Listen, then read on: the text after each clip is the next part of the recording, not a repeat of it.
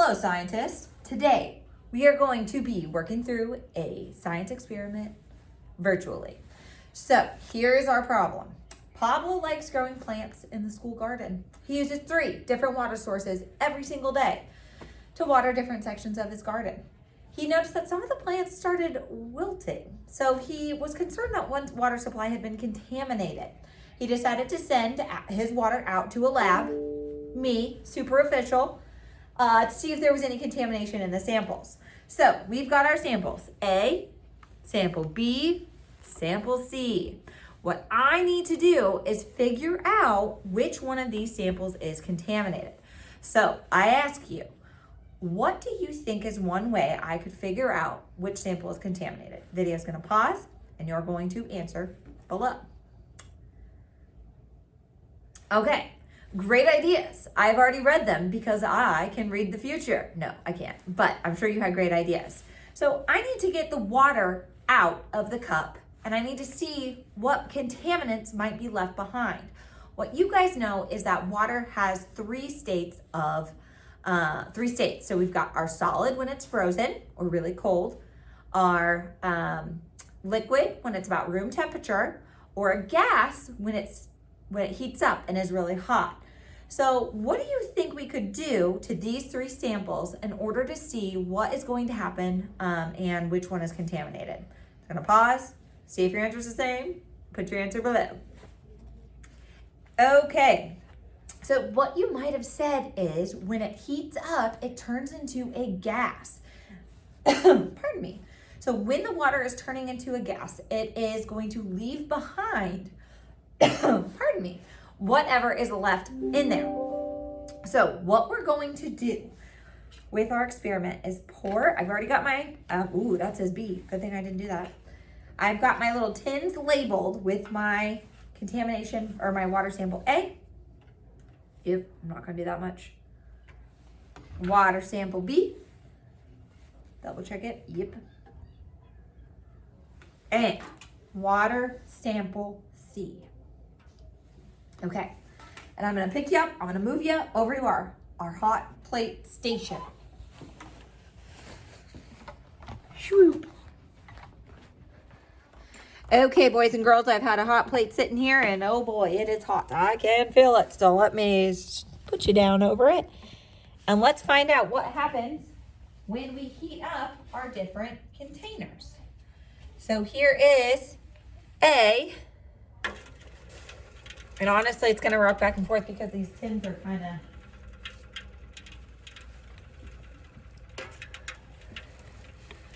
nothing like watching water boil, huh?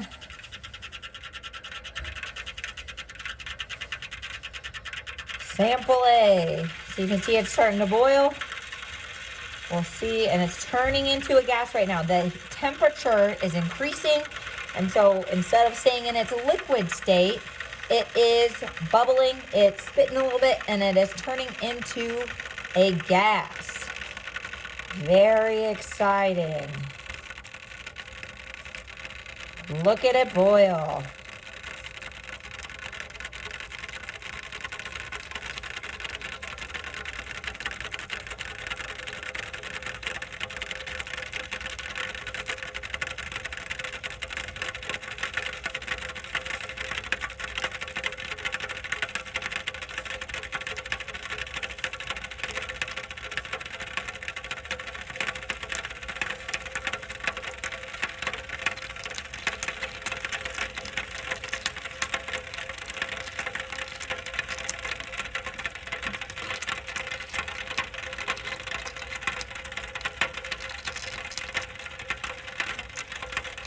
Really going.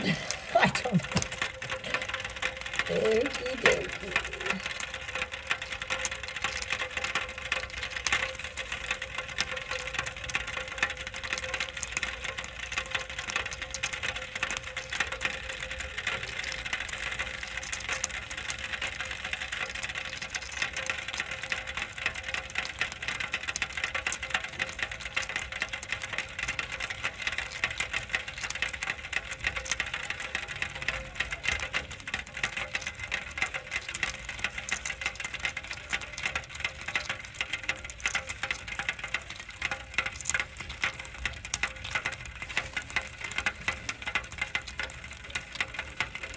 So what you might notice is that we're getting less and less water in there, and it doesn't really seem like anything is being left behind as it's evaporating out and turning into the gas.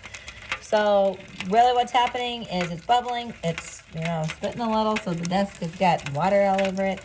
But there's nothing being left behind. The water is just evaporating. Sample A is not our contaminated source, is the conclusion that I'm going to draw right now. So I've got my handy dandy hot plate glove on. I'm gonna take it off of there.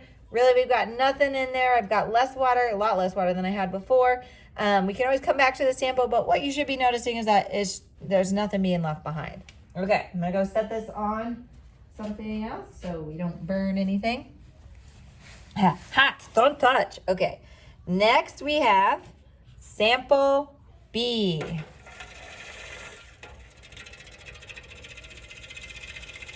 Moving and it's grooving. So it's starting to boil.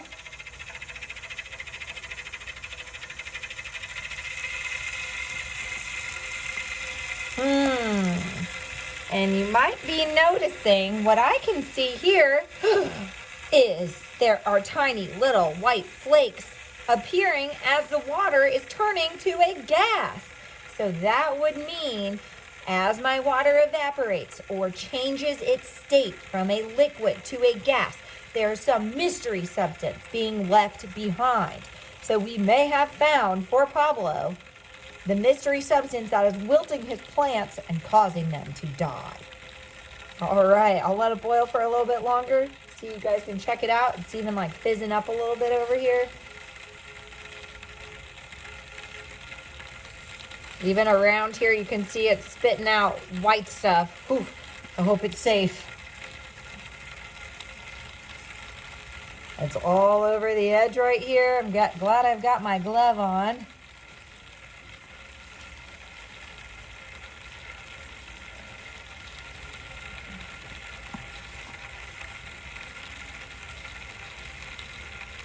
But this is definitely a totally different reaction to our other tin, because the other tin was just pretty much nothing. Okay. Oops.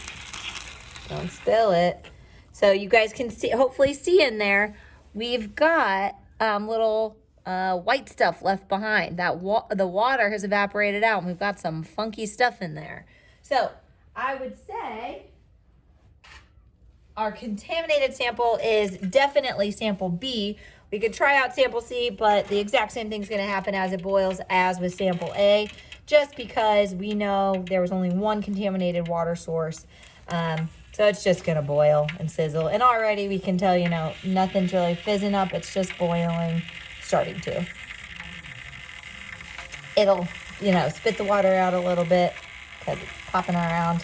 But overall, it's just going to boil. And it smells a little funny. Honestly, the classrooms around me are probably thinking, oh my goodness, what are you doing in there, Miss Collins? What am I doing? No, okay. Let's go ahead and head back to our table and talk about what else we could have done. So we chose to boil to see if when our water evaporated, it changed state to see what would be left behind. Now, I want you to pause and think here. What else do you think we could have done? Okay, I'm going to pose this question.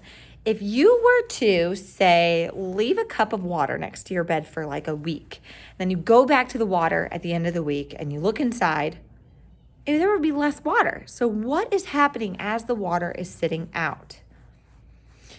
Well, it's evaporating. Some of you guys might have answered that. So if our water is going to evaporate, the contaminant would be left behind, just like when it's cool enough.